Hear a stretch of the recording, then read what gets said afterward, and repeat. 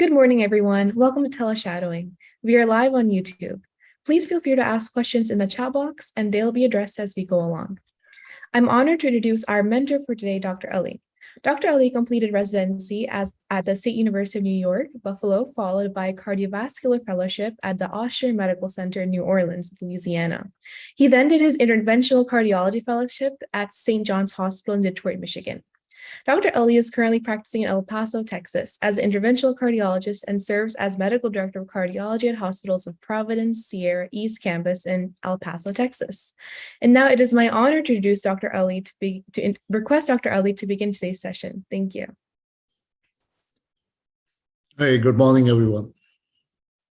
It's an honor to be here with this session. So let me share my screen.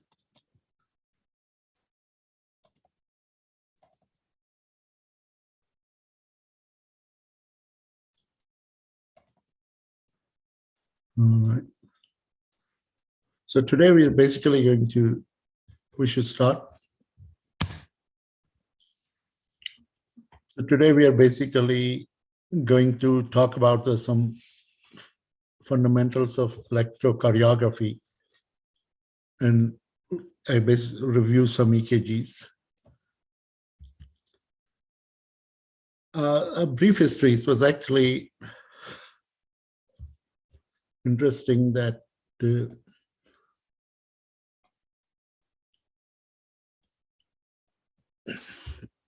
1775, a guy by the name of Peter Christian Abildgaard, who was a Danish veterinarian and physician, wrote this about his experience of electrically shocking a hen. They basically delivered a shock to the head and rendered it lifeless, and then a second shock was delivered to the chest, and the hen woke up. I don't think we'll be allowed to do that these days if we try it. This is the picture of the first EKG system. They only had 3 leads, and these were basically connected to 3 buckets. That was Dr. Anthony invented this, and I think it was the first EKG was performed in 1902.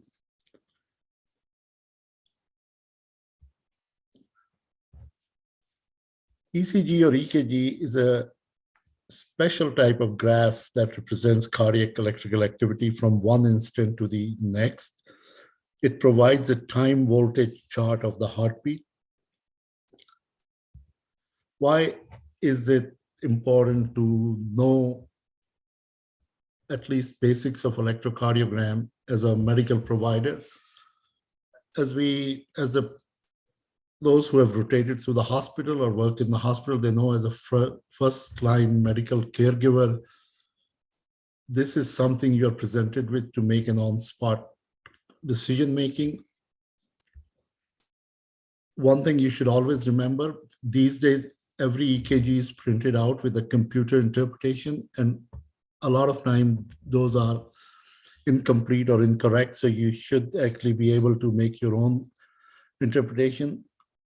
And these accurate readings are essential to diagnose very, life-threatening conditions like acute coronary syndrome that includes ST elevation, MI, that really requires immediate action for patient care.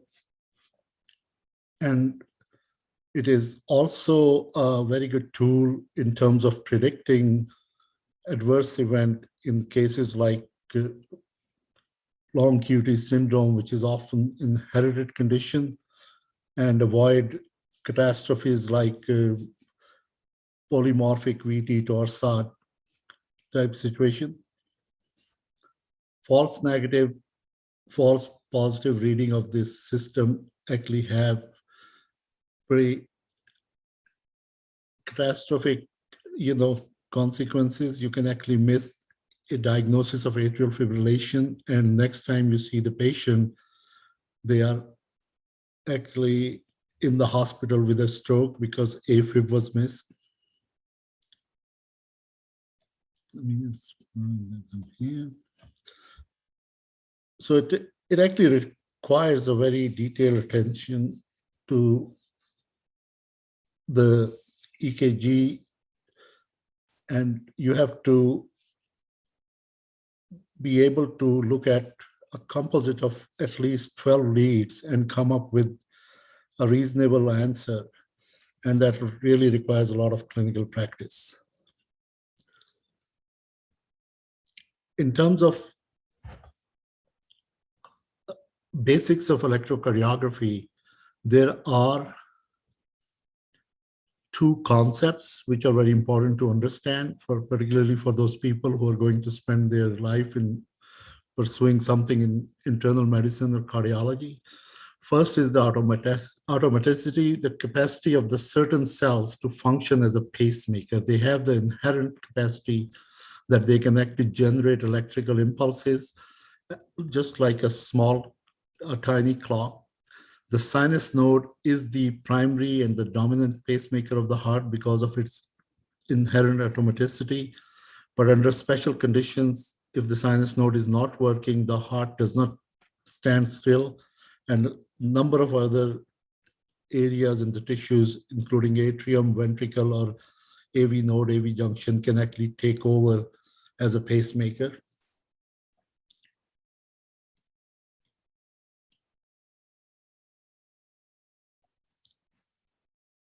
It is the more rapid intrinsic rate of sinus node that actually allows us to be the predominant pacemaker of the heart. And as a rule of thumb, as you go further down from sinus node, if the pacemaker function is taken over by other conduction system like AV node, AV junction, atria, or ventricle, the inherent rate is actually slower than what is normally the rate of sinus node, unless you're actually dealing with an ectopic area taking over, and that can be, different type of tachycardias, and we will touch those later on. Atrial fibrillation, which is a very common arrhythmia, is basically abnormal atrial automaticity that can actually provoke atrial fibrillation. And if there's an ectopic ventricular beats, a run of them can lead to ventricular arrhythmias, including ventricular tachycardia or ventricular fibrillation leading to cardiac arrest. The other important, thing to remember is the conductivity. So that's the ability of the different tissues to conduct that electrical impulse from one area to the other. It is fastest conduction is through the system of fibers known as Purkinje fibers, and slowest is through the AV node. AV node actually serves as a very important circuit breaker in controlling the ventricular rate in the setting of various atrial arrhythmias. And the main function of that is that the ventricle still has time to perform its mechanical function.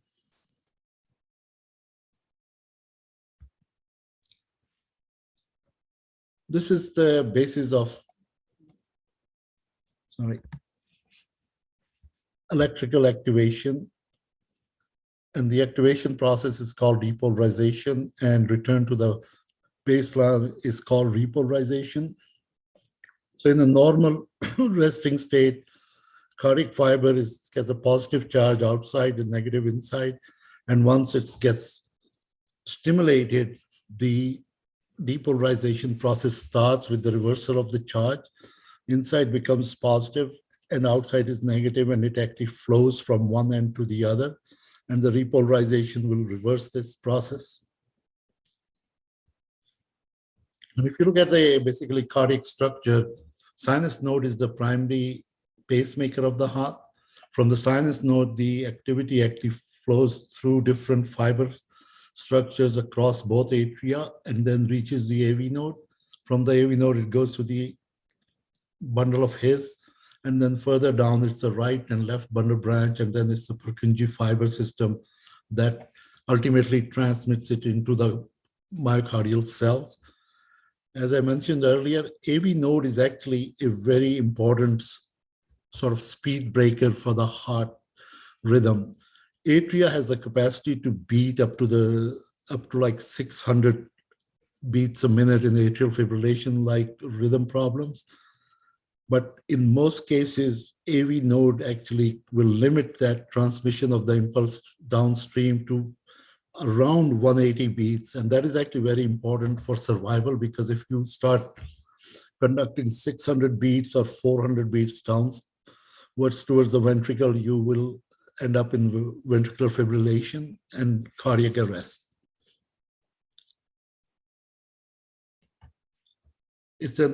Basically, the heart itself can be described as an electrically timed pump.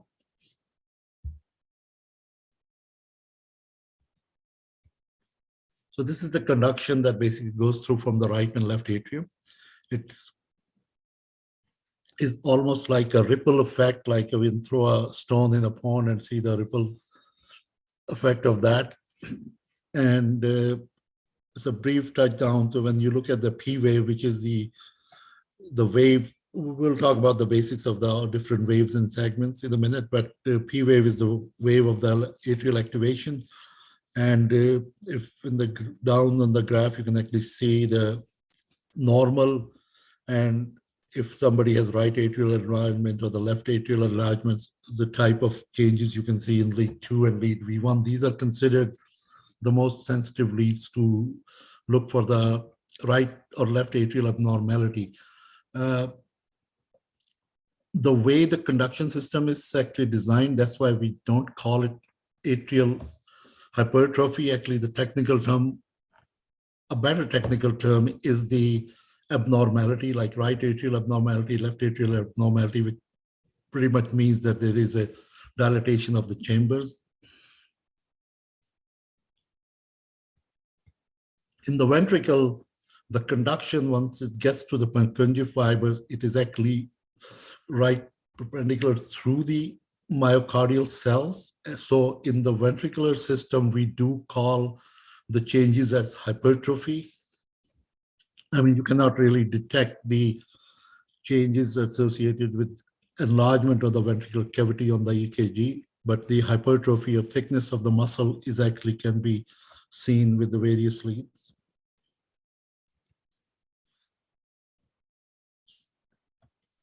So basically, there are 5 basic waves, intervals, and segments. The 5 waves and actually segments, and then, intervals are added to that. P wave is the wave of the atrial depolarization. QRS complex is a ventricular depolarization. ST segment, T wave, and U wave are the ventricular repolarization.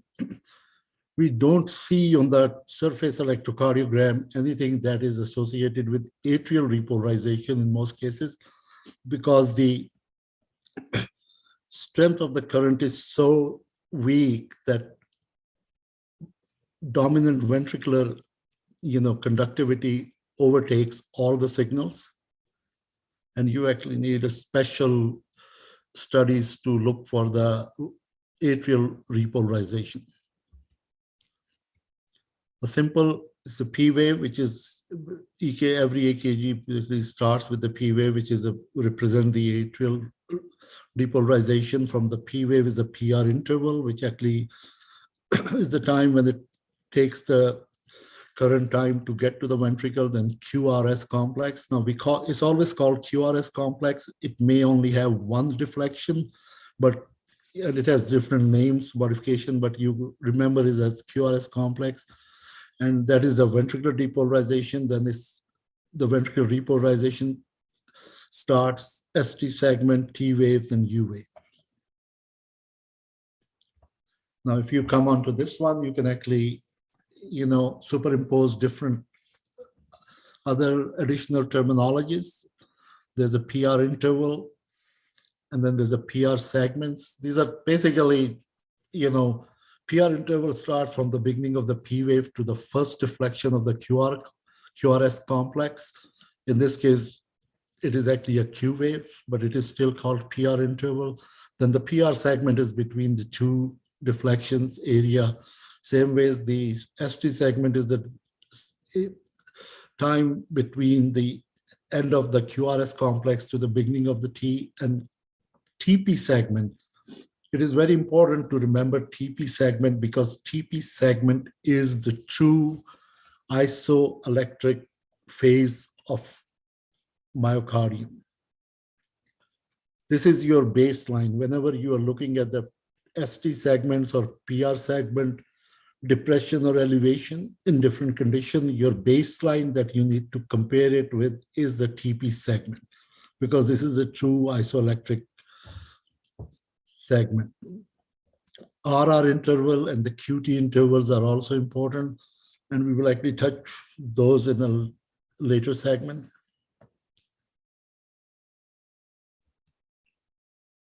A little bit about the basic understanding about the EKG, how the recording is done on the paper. Basically, every EKG machine comes out with these different papers. It may have different colors, but the underlying idea is the same. And this big, each small square is 1 millimeter, long and 1 millimeter high. The x-axis is the time, and the y is the amplitude, and each small is 0.04 seconds. So, and then the larger and more, prominent lines, they basically represent 5 small squares each, and the time interval between the beginning and the end is 0.2 seconds. So you need 5 of these to have 1 second. And this is actually, if you remember that, we'll go over that a little bit. I think you can actually just look at the EKGs, and between the RR interval and how many squares they cover, you can make a prediction about the heart rate pretty accurately.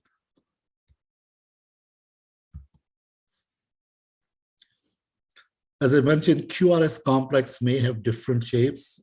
It is supposed to, it is named after 3 deflections. First negative is Q, the first positive is R, and the second negative is S, but you don't see that in every lead.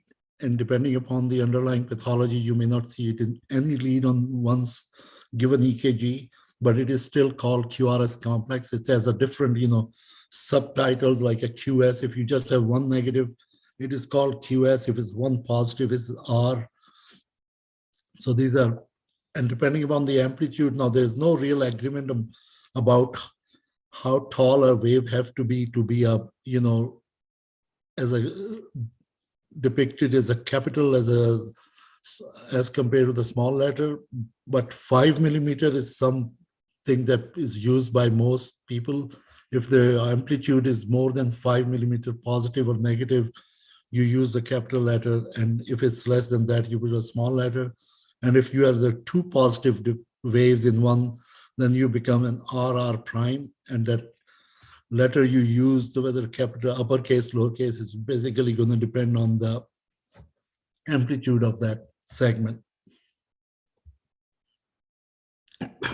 This is so the 12 lead EKG has 3 different components. The first ever EKG was performed using 3 bipolar leads. Basically, both poles were active. So the lead 1 is between right arm and the left arm. The negative pole is the right arm. The positive is the left arm. Lead 2 is the right arm and the left leg. And lead 3 is the left arm and the left leg. And the current flows from negative to the positive. And it's basically so the EKG in any given position is actually looking at the whole heart from one corner. So if the net flow of current is towards that lead, you will see the positive deflection. If the net flow is away from that lead, you will actually see the negative deflection. And if you actually add the sum of amplitude of lead 1 and 3, it is almost always equal to lead 2. So, we jokingly says that in This is the only scientific proof that 1 plus 3 is equal to 2.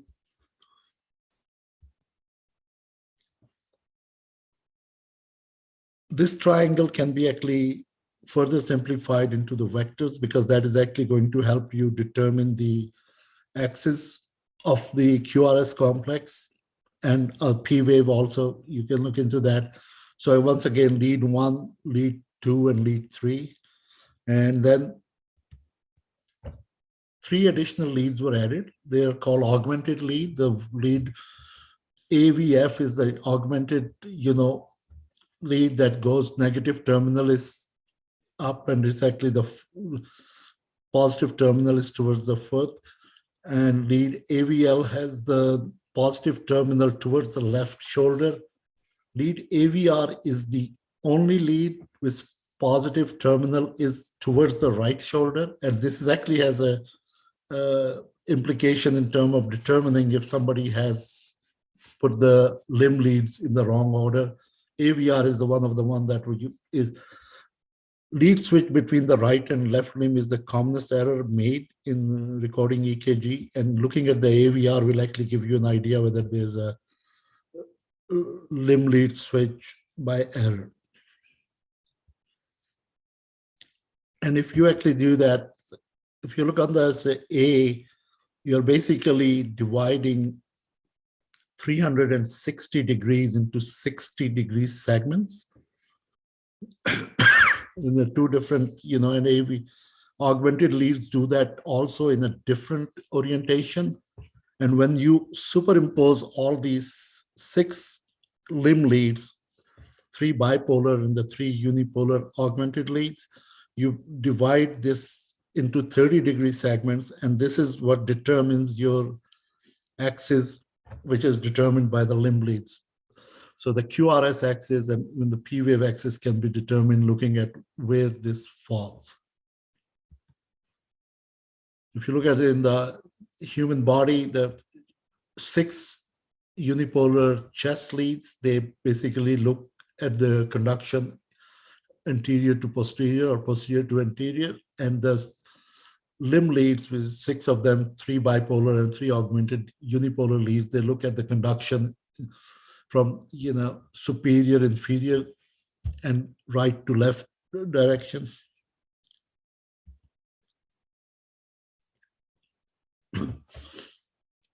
So in terms of determining whether somebody on the EKG has right or left axis deviation, if you look at actually this circle, that actually gives you an idea.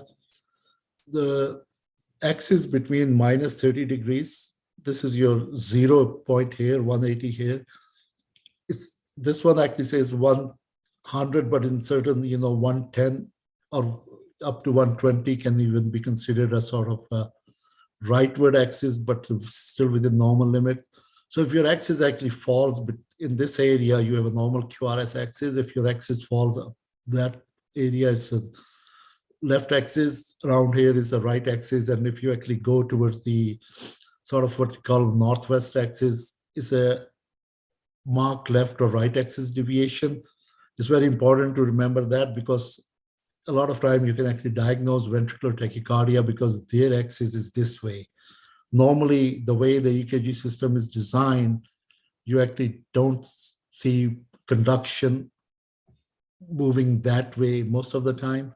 So if most of the complex QRS complexes fall into this segment, then think about ventricular tachyrhythm, particularly if it's a broadened QRS complex. A simplest way of looking at the axis is, this actually, by the way, is the right axis on the top and the left axis deviation on the bottom, is to look at the lead 1 and AVL as one group, and this is AVL, and lead 2, 3, and AVF as a other group. So if lead 1 and AVL are in one direction, like they are positive, and the 2, 3, and AVF are negative, then you are actually going to have left axis deviation, which is at the bottom, and the reverse of it is true. There is further simplification. Look at lead 1 and 2. If they are both positive, then you have normal axis.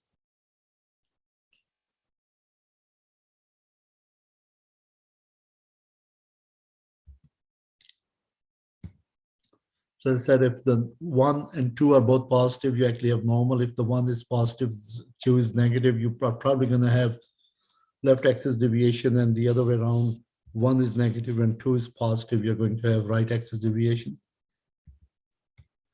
This is the further depiction of the conduction system. You have a sinus node that comes down and makes AV node and his Purkinje system, a bundle of his, and it divides into right bundle and the left bundle branches.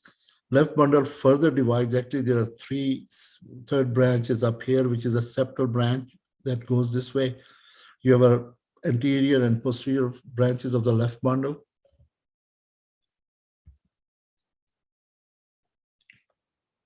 So this EKG basically shows the left bundle branch block. You can actually, one of the things is that V1 is negative. It's a broad QRS complex. It's usually around 120 milliseconds or higher. And leads V5, V6 almost always have this sort of, M or W shaped notch if they have positive deflection. And right bundle branch block is reverse of that. In V1 and V2, most of the time you'll see a positive deflection. So it's usually RSR, it's a widened complexes. And the S wave in 1 and the V6, V5 is actually to be like broad S wave.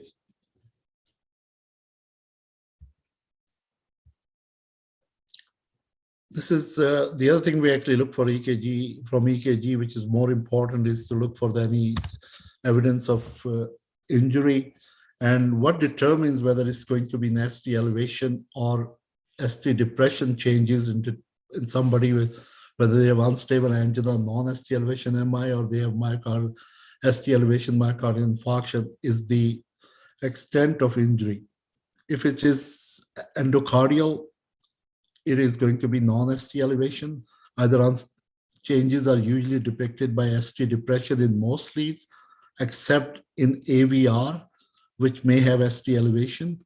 And if it is ST elevation MI, you actually have a full thickness injury, and you will actually see ST elevation in most leads that are facing or looking at that segment of the myocardium which is being affected.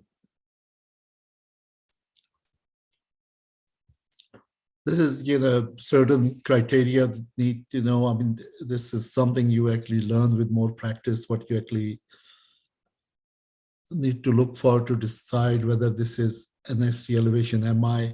Number one, there are two things. Changes should always be in two contiguous leads. Basically, you need, if it's inferior changes, you have to have changes in 2, 3, or 2 or AVF, at least 2 out of those 3 leads that look at the inferior part of the heart. If it has to be, anterior, you have to have changes into 2 of the V leads. These are like V1 to V2, V2 or V3, V3 or V4. And the other important thing to remember is when you are interpreting any ST segment or any changes, you also need to have consecutive beats, like 1 and 2 beats. Like the 2 beats should have similar changes. If there's a beat-to-beat variation in ST segments or any other complex, it usually means that there is, particularly with ST segment, that it's not true ischemia or infarct. It is some sort of artifact or because of tachycardia or bradycardia, other things are going on. So you have to have changes in the 2 contiguous leads, and you have to have changes in 2 consecutive beats to make a comment on these things. This is an example of inferior myocardial infarction. You actually see, in this case, it's actually infralateral because lead 1, AVL, V5, and V6 look towards that lateral wall also. So you actually have ST elevation in 2, 3, and AVF. You have reciprocal ST depression in V1 and V2.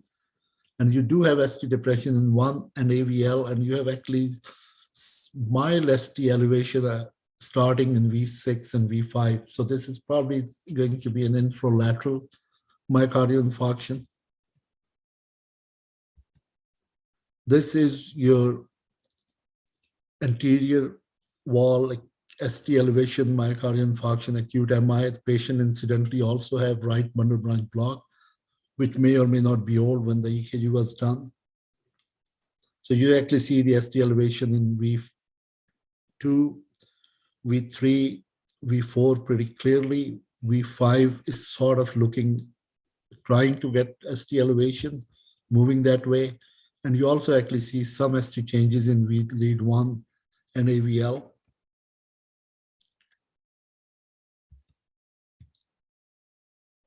Now we're actually just going to go towards reviewing some electrocardiograms. Let me move this thing down here. So this is a 68-year-old gentleman with syncope, and he had a Holter monitor, and this is what we see. He actually has some sort of bundle branch block because the QRSs are widened, but he also has a second degree type 2 heart block, which is shown here that there's a drop P wave, and there's no conduction, and the no QRS complex is following this, which is a type of a second degree heart block. This is another gentleman with a Holter monitor with the episodes of palpitations and dizziness. This shows what we actually call tachybrady syndrome, or a sick sinus syndrome. Like patient actually goes into tachycardia, and when the tachycardia breaks, there's always a pause. Whenever the tachyarrhythmias break, there's going to be a pause for the conduction system to recover. But in this one, there is prolonged pause. It's more than 2 seconds, and that can actually cause episodes of dizziness or even passing out, syncopal episode. So this is a classical EKG for the sick sinus syndrome or tachybrady syndrome.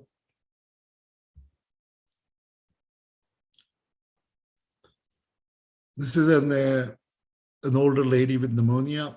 This is actually a very important arrhythmia to recognize. The reason being that it almost looks like atrial fibrillation. The main characteristic of atrial fibrillation is that you don't really see any formed P waves, but the QRSs are irregular because there's no set conduction pattern. So it goes from very slow to very fast, but every RR interval can be variable. This is what we call multifocal atrial tachycardia. The requirement is that you should need to have 3 types of P waves. See, one is here, one type is here, is negative deflection, and one is a biphasic here. You have to have 3 different types of P waves and variable PR interval to call it a multifocal atrial tachycardia. Basically, there are different foci in the atrium that are firing and taking over the ventricle. Important thing with this is to differentiate it from atrial fibrillation. And reason being that if somebody has atrial fibrillation, depending upon their risk profile, they need to be anticoagulated because they are at a higher risk of stroke. But people with this type of arrhythmias are not probably at a high risk of stroke, so you don't need to anticoagulate them. You just need to control their rhythm. This looks like a normal EKG, but if you look at up here, there are prominent T waves. The T waves are almost like hyperacute. Now, this can happen in the setting of acute myocardial infarction. This is probably one of the first electric EKG change that happens in the very early stages, that your T waves become tall and pretty sharp. And this can also happen in the early stages of elevated potassium level. Hyperkalemia can do that. T wave is a tent under which the potassium basically lives. This is the more advanced stage of that patient with the elevated potassium. And so the next step after hyperacute T waves is the broadening and slurring of the QRS complexes and flattening of the P wave. So in the hyperkalemia, T wave is always hyperacute tall, and the P wave is almost invisible. And if it's not treated, this is basically sort of a sine wave that will lead into asystole or ventricular fibrillation.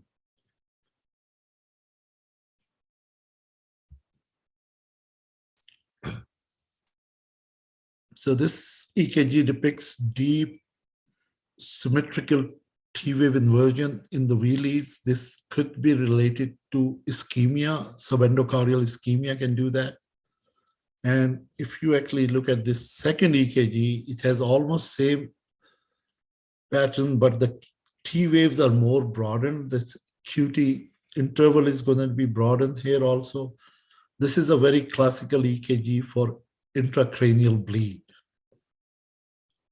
So both EKGs, if you look back and forth, can be, it can also depict subendocardial ischemia, because significant number of people, when they have intracranial bleed, they also have subendocardial ischemia even in the absence of any coronary artery disease. But this is a very important thing to remember.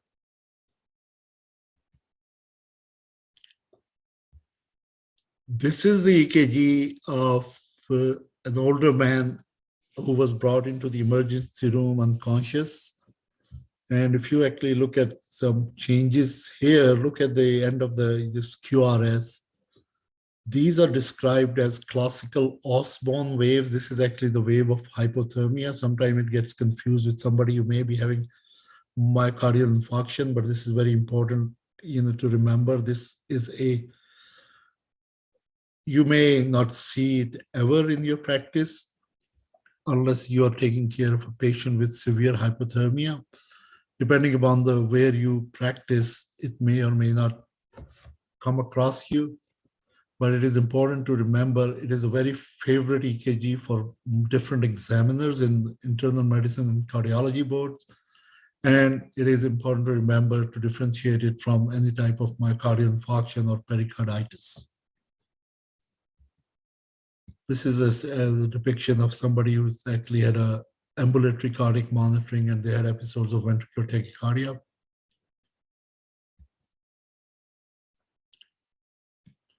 This is once again the same different EKG with a more pronounced Osborne wave. This is hypothermia.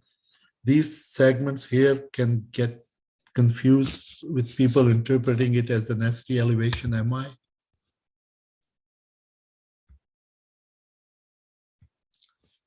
This is another classical EKG. What you see here is a electrical alternance. Look at the both complexes. Every other complex has a different amplitude.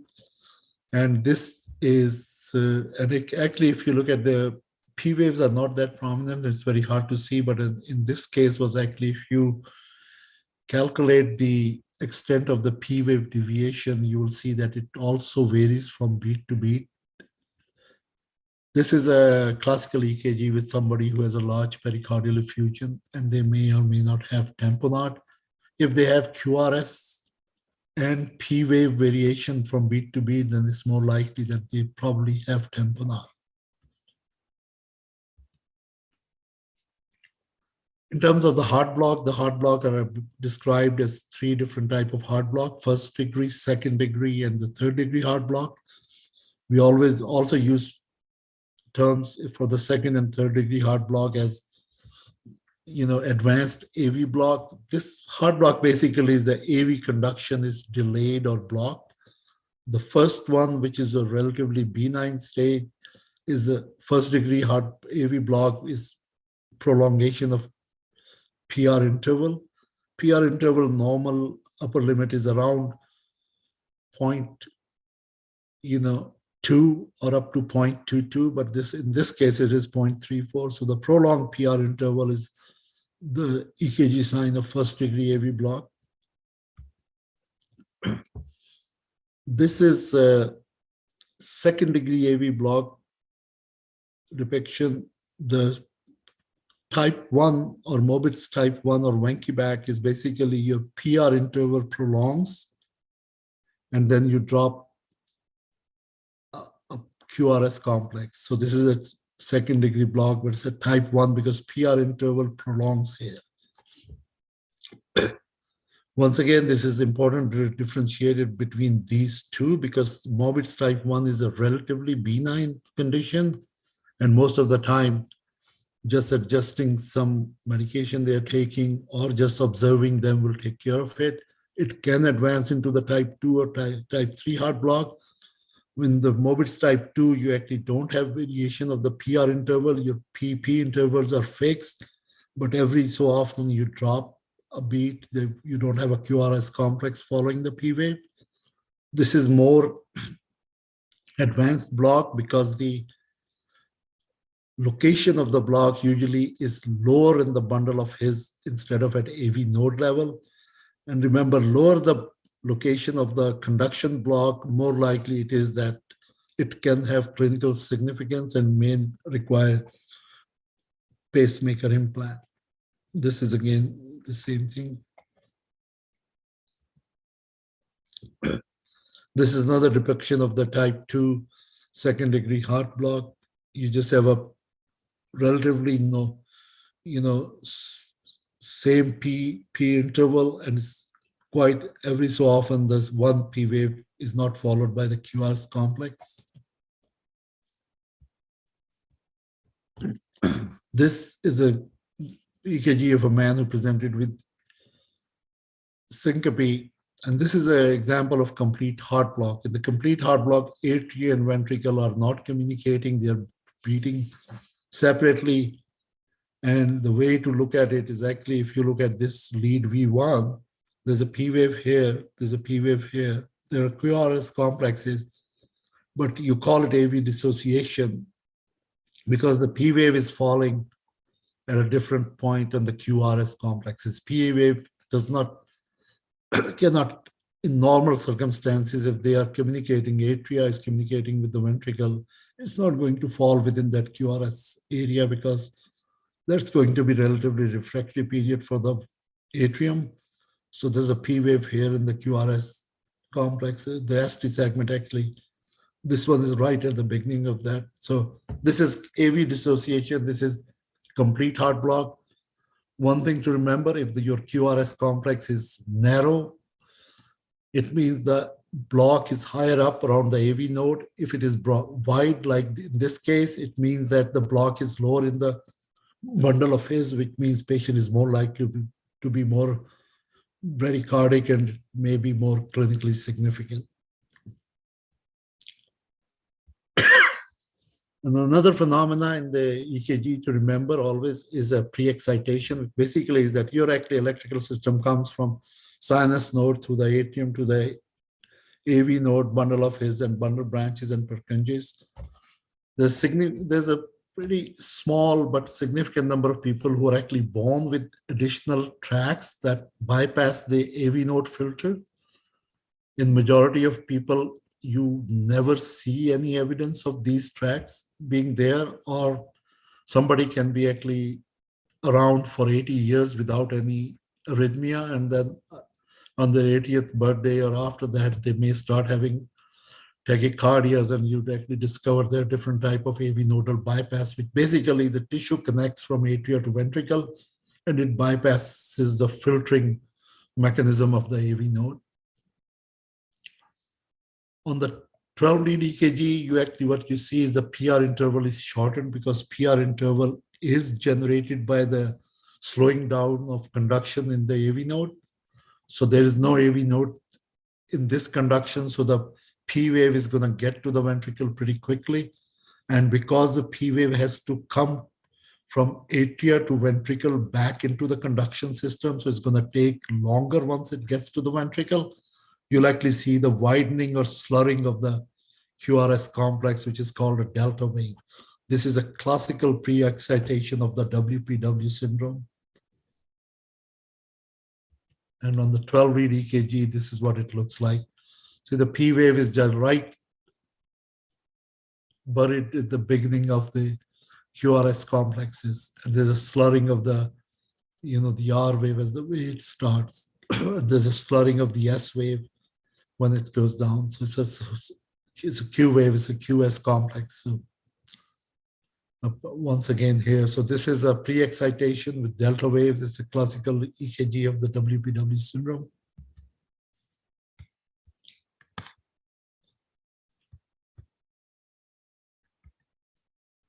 So do you have some questions for the attendees, and how do you do that? So we'll be doing our Q&A after your slides are over. And we've compiled a couple of the questions from our students. So, I mean, these are actually, I think, this is one I had some questions. This is some of the EKGs I showed, and then, I mean, are they able to take part in this one also? Yes, you can ask us and we can respond. So this is a 60-year-old male found unresponsive on New Year's Eve. So if you look at these EKGs, and we just actually mentioned these EKGs, what will be the most appropriate next step? Emergency coronary angiography, because patient's actually having acute myocardial infarction. Patient has hyperkalemia and initiate emergency hemodialysis. EKG shows J-point elevation, which is a normal variant, or initiate therapeutic rewarming. Which one will be the appropriate step?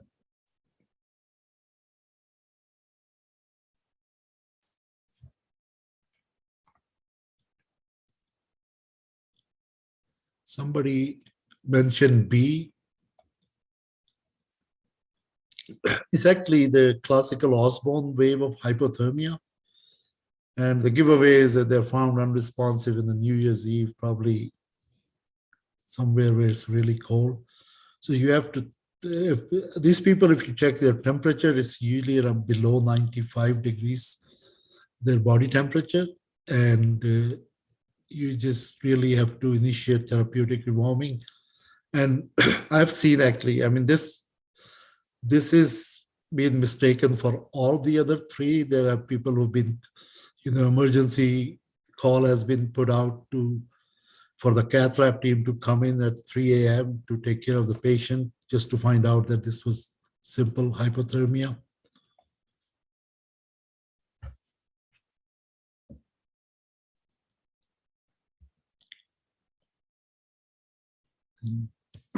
Another chair, somebody else.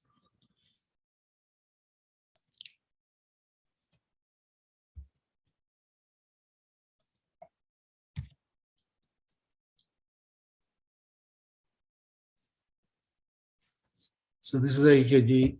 I think I forgot to, right? Let's do this one. This is a 28-year-old healthy gentleman with episodes of palpitations was seen in cardiology office and the EKG was performed. So which one is this one? This is left bundle branch block. EKG changes are consistent with ischemia and stress test is warranted. You do see these STT changes here. Is this left ventricular hypertrophy, or is this a delta wave with, shortened PR interval, which requires evaluation by electrophysiologist because he's actually symptomatic? I would have to guess C. It's actually the D. It's a delta wave, short PR interval delta wave. So the answer is D.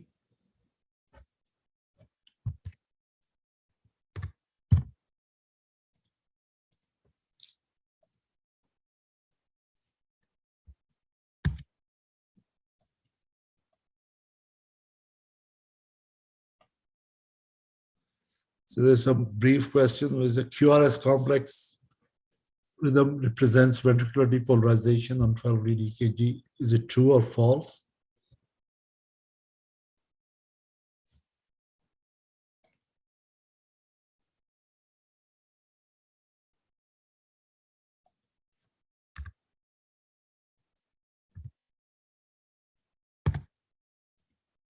Yes, this is true. Let me go back. AV node is a primary pacemaker in human heart. Is this true or false?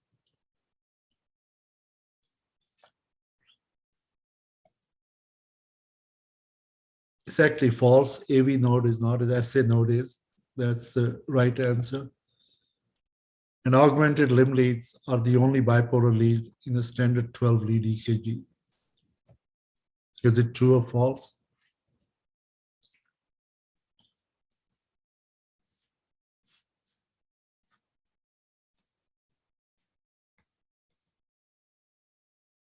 Yes, it is false. I mean, the lead 1, 2, 3, the standard limb leads are the bipolar leads. All other 9 leads or 12 leads, if you do 15 lead EKG, they are unipolar leads. Augmented limb leads basically means that the EKG system augments the amplitude of those leads.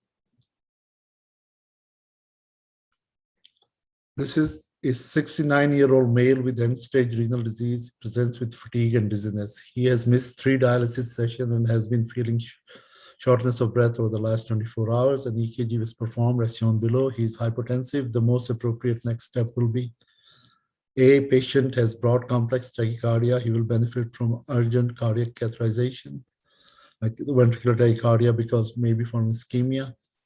B, patient has severe hyperkalemia. Emergency dialysis should be initiated. C, admit patient for observation, obtain serial troponin, electrolytes, and chest X-ray. And D, patient is severely hyperkalemic. And administration, actually prolonged is a typo, administration of intravenous calcium gluconate followed by emergency hemodialysis are the most appropriate steps. Which one is this?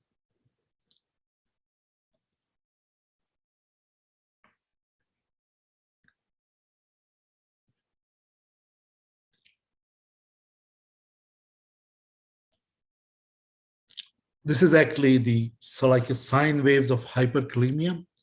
So we have 2 options, B and D, in terms of hyperkalemia, but in this case, with these type of EKG changes, you need to get to the calcium gluconate, because that will, it's not gonna cure your hyperkalemia, but it will actually blocks the impact of hyperkalemia on the myocardial tissue, and it will restore their rhythm and gives you time to do other things to take the potassium out of the body. So the D is the appropriate answer.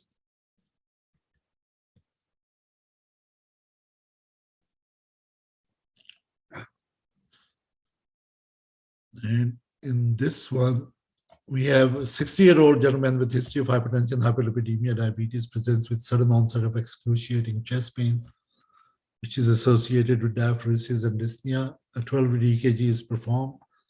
So this is the EKG. What is the most appropriate step or answer? In presence of right ventrobranch block may indicate pulmonary embolism, and a patient should undergo stat CTA to rule out PE. Patient has acute anterior wall myocardial infarction, and the best treatment available is heparinization for 24 hours, followed by coronary angiography. Studies have shown that in the setting of acute myocardial infarction, fibrinolysis is as effective as coronary angioplasty. Patient presents with acute ST elevation anterior wall myocardial infarction. Prompt initiation of free perfusion therapy in the form of coronary angiography and plasty and stenting has been shown to be superior. So which one is the answer here?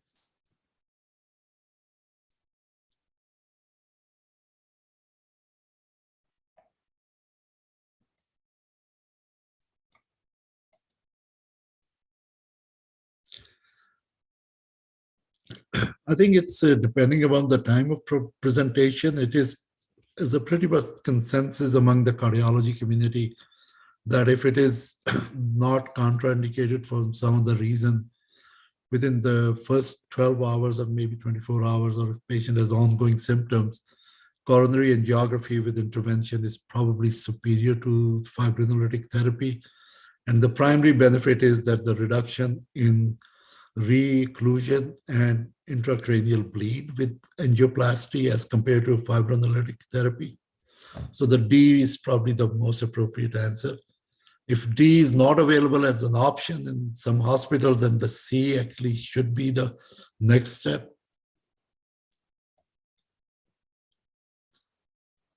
So that is on part of my presentation. Thank you. If somebody has any questions, I think I'm available. Okay, thank you so much, Dr. Ali, for your mentorship and teaching. We will now begin our Q&A session. So our first question is, what inspired you to pursue medicine and why did you choose to specialize in cardiology?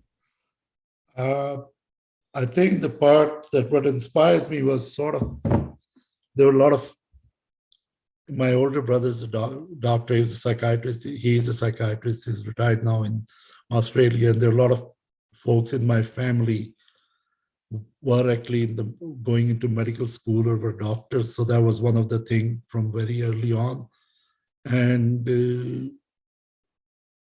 cardiology came from very early on because there was a neighbor in our neighbor who was a surgeon and supposed to be cardiac surgeon at that time, you know, and I thought that was, you know, he was the coolest guy in the world, and that sort of was the one thing.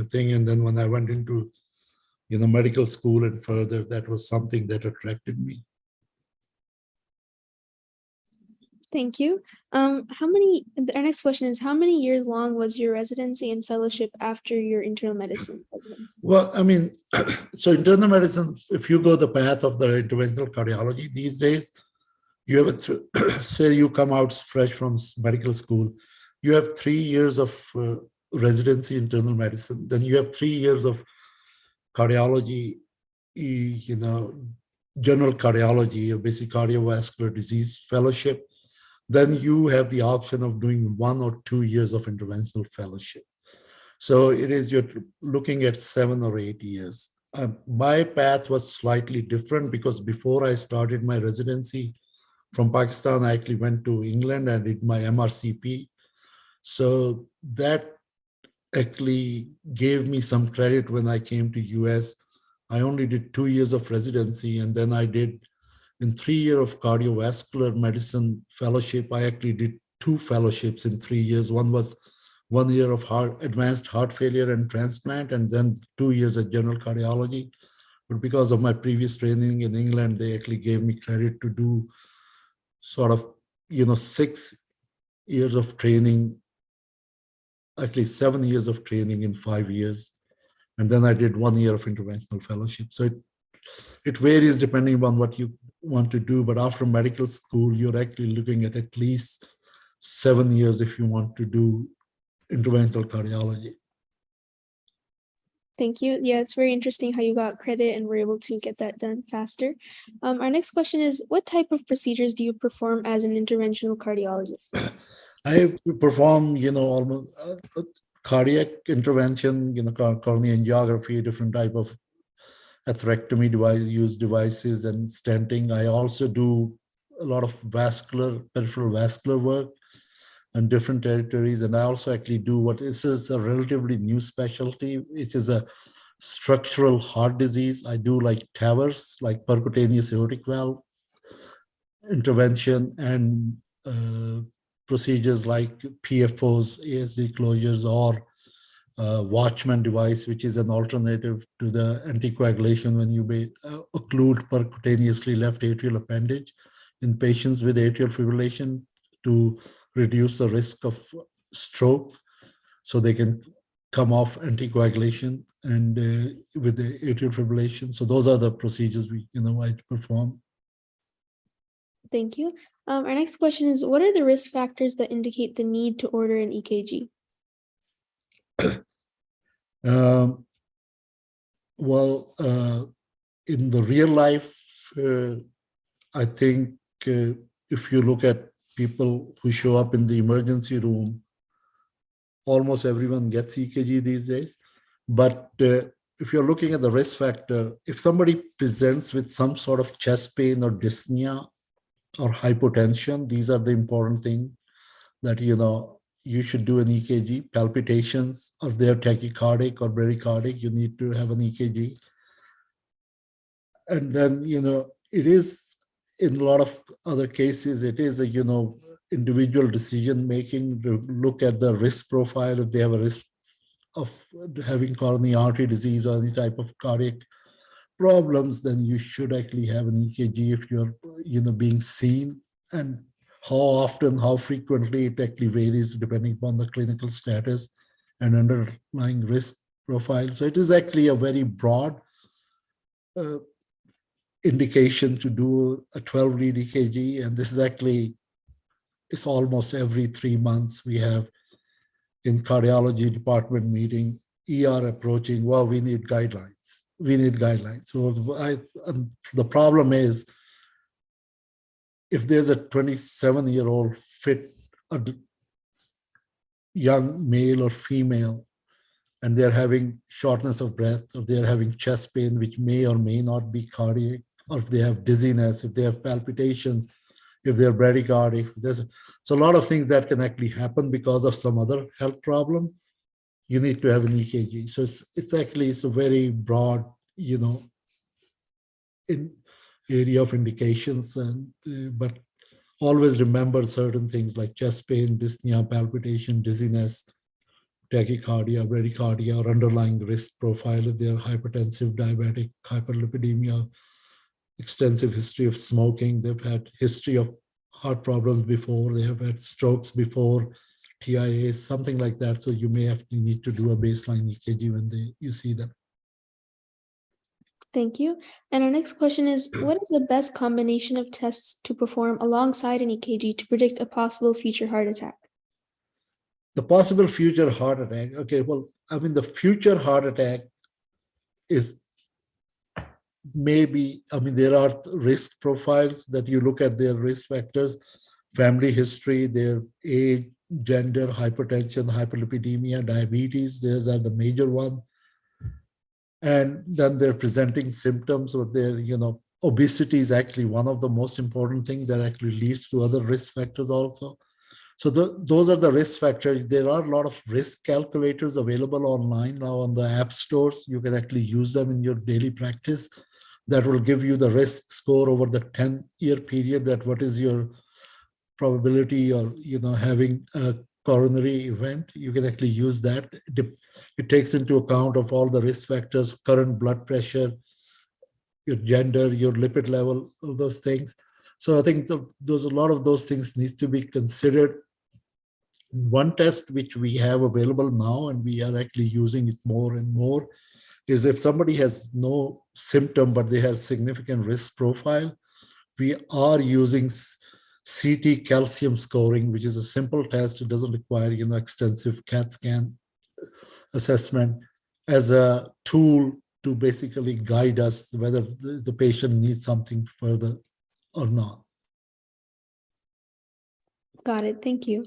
And our next question is an EKG different from an echocardiogram? Yeah, EKG is it's a 12-lead electrical system assessment. Echocardiogram is a sonogram, it's an ultrasound. It actually looks at, depending upon whether it is a transthoracic or transesophageal, it looks at, in both cases, it actually looks at the structure and function of the heart and the valves and chamber size, all those things. So it's a very different test. Got it. Thank you. Our next question is, why does the human heart have only one bicuspid mitral valve and 3 tricuspid valves? You have to ask the people who study evolution. Okay, got it. So I think it's like that. But I think the other thing is you have to understand aortic valve in a significant number of people is in the minority, but a significant minority can be bicuspid. It can be structural bicuspid, that they are actually truly have 2 leaflets, or functional bicuspid, that they start out like as an embryo, it starts out to be a tricuspid trileaflet valve, but the 2 leaflets fuse. You can actually see that on the echo, that this was supposed to be a trileaflet valve, but it is a bileaflet valve. Or when they're diseased, when they get aortic stenosis, sometimes the commissure fuse to the point that you are actually left with a sort of a bicuspid orientation. And these are actually very important consideration in terms of bicuspid versus tricuspid leaflets in the aortic position these days, because we are doing increasing number of aortic valve intervention for aortic stenosis are being done through the catheter TAVR procedure.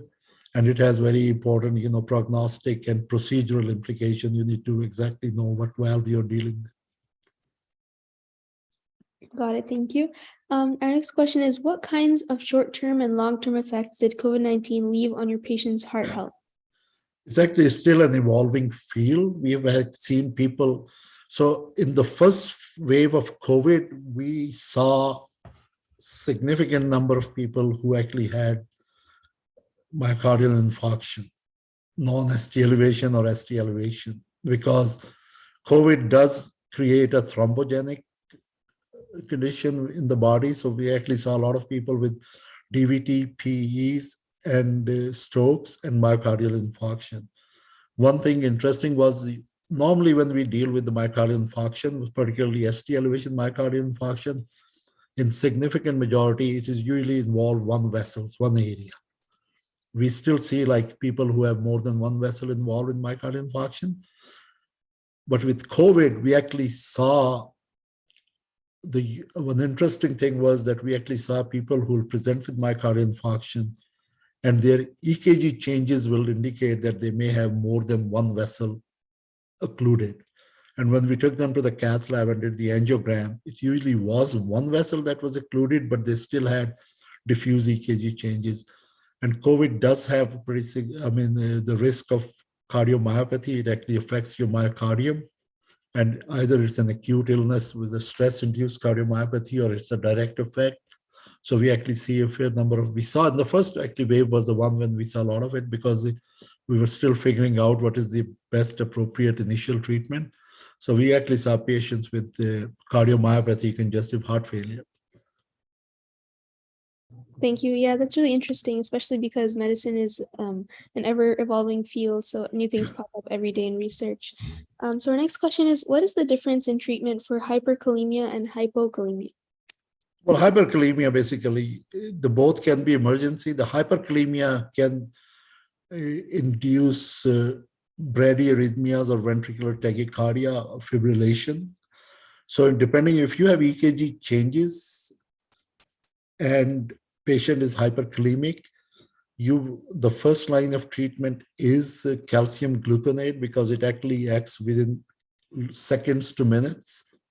And all this is going to do is actually going to change the conduction through the membrane of the cells, and this was going to relocate the potassium. It's not going to take the potassium out of the body. The second line drug is the bicarb, which takes I think 2 to 5 minutes to act. The third line is to give them glucose, insulin, like D50 or insulin, and if they are actually non-diabetic, you could actually just give them, insulin because their body is able to produce glucose in response. And the fourth line is then you actually start dialysis or give them, K-axolate to get rid of the potassium. So that is for hyperkalemia. Hypokalemia, you have to replace the potassium. So you have to give them IV or oral or both potassium. And depending upon the level of how low the potassium is, you are at a risk of arrhythmias, atrial fibrillation, atrial flutter can be provoked because of that. Ventricular tachycardia, ventricular fibrillation if the potassium is too low. So yes, there are two different, one is low, one is high. So you're actually looking at two very different scenarios. Got it. Thank you. Our next question, our last few questions actually relating to your field. So what do you consider the most rewarding part of your job or the most rewarding aspect of being an interventional cardiologist? I think because personally I do like, peripheral, coronary, and structural. So all three have a different thing. Like we have, one of the most rewarding usually is the acute myocardial infarction. Then the patient's coming in very sick, and thanks to our experience and technology, sometime we take the patient to the cath lab, and they are about literally within 30 minutes. Once they hit the cath lab, their arteries are open, they are hemodynamically stabilized, and you go out and tell the family everything is fine, and they are going to be home in 2 or 3 days. And that's actually probably the most rewarding part. Thank you for that.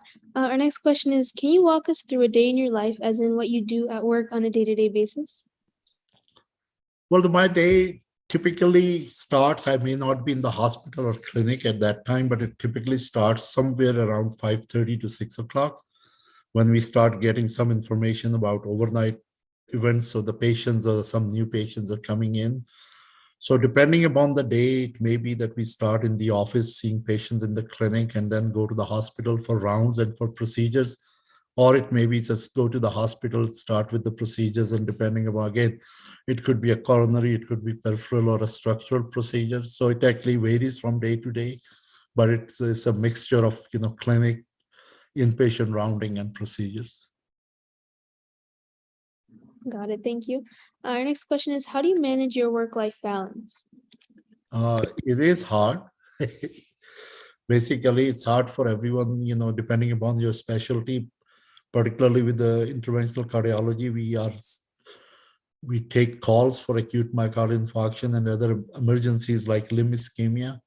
So that can be quite, tiring. So you need to try to basically find time to do something outside the work. And everyone has found, they find different type of balances. We have people like, actually, I know some cardiologists, they are in their late 70s and they are still practicing full time. They retired for 6 months and came back because they didn't know what to do with their time, because since they were like in their early 20s, they have spent all their life in the hospitals or clinics and taking care of things, studying, exams, patient care, back and forth. Yeah, that makes sense. It's really important to manage work life and then home life kind of separately.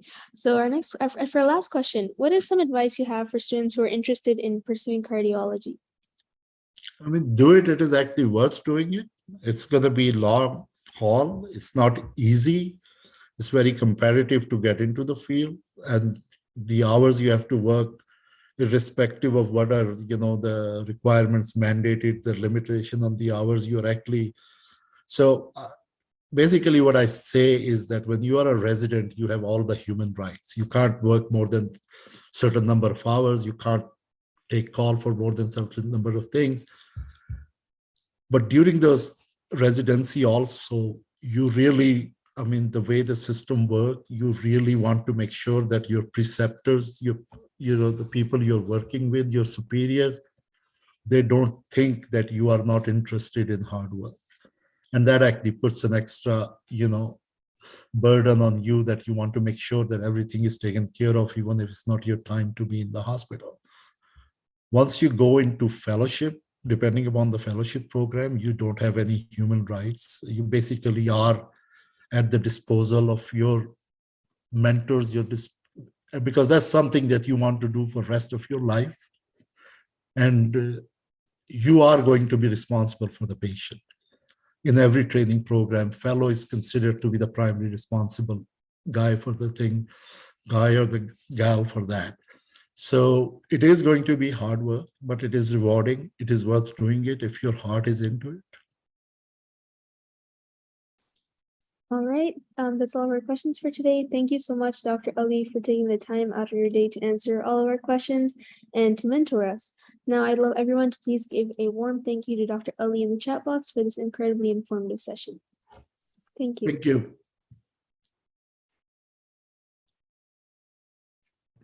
Okay, so now we're going to conduct our closing session with our quiz and future session dates.